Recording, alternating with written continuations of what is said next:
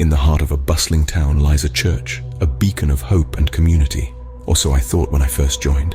As a new member, I was brimming with zeal, eager to dive deep into the spiritual life that the church promised.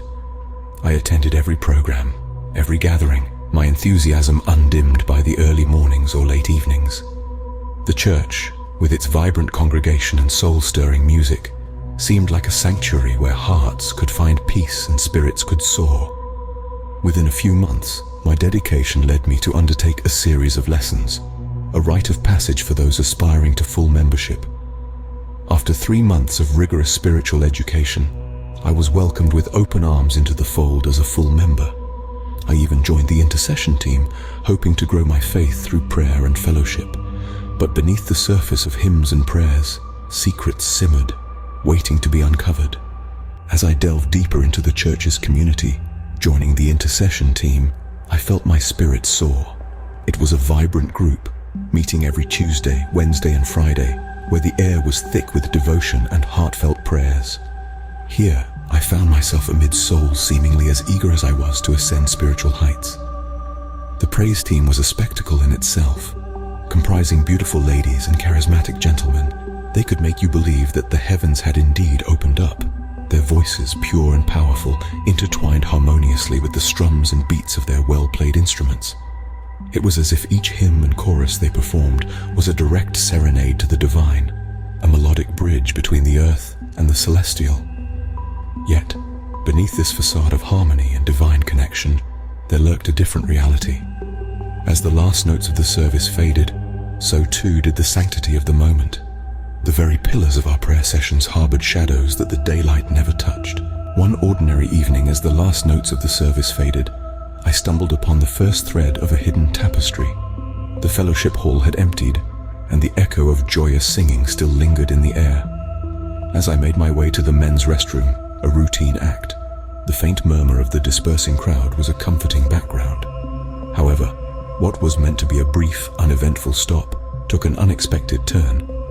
Approaching the restroom, I was struck by an odd noise, a cacophony not fitting the serene aftermath of our worship. It was coming from the direction of the ladies' toilet. The sounds were muffled but intense enough to slice through the solitude. At first, I thought nothing of it. Perhaps a fervent prayer session was underway, or so I rationalized. After all, our community was known for its passionate spiritual deliverance. But as I stood there, the nature of the noises shifted. There were sharp intakes of breath, almost like gasps, and a rhythm that seemed less like prayer and more like conflict. My heart raced as the sounds painted a picture far removed from any kind of holy intervention. Could it be a confrontation, or something even more distressing? Torn between curiosity and caution, I wrestled with my conscience. What lay behind that door could change everything. Every choice has its path. And at that moment, mine lay before me, shrouded in whispers and shadows.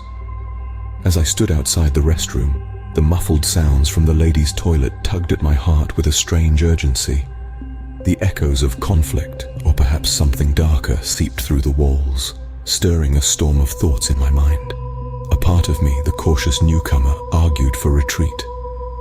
"Walk away," it whispered. A voice of reason, perhaps, or was it fear? "This isn't your battle. What lies beyond could be nothing you want a part of."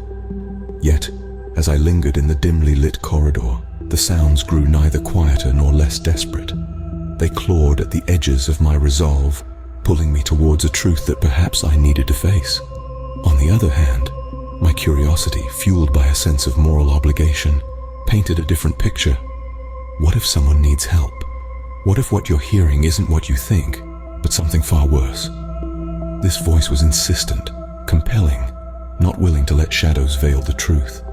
The internal debate raged on, each argument as piercing as the next.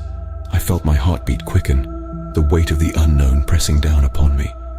Fear mingled with duty, curiosity with caution. In that hallway of half-lights and echoed whispers, the decision seemed monumental. And so, with a deep breath, I chose my path. What I found on the other side, I was utterly unprepared for. What I saw that night behind those closed doors was a revelation so startling. The flicker of shadows and the muffled whispers, hinted at secrets deeply buried within the walls of this seemingly sacred place. Every echo seemed to carry with it a weight of untold stories, each more bewildering than the last. As the door creaked open, the fragments of reality I thought I knew began to unravel, thread by thread. Join me next time, as I peel back the layers of a truth that was never meant to see the light. Watch out for part 2.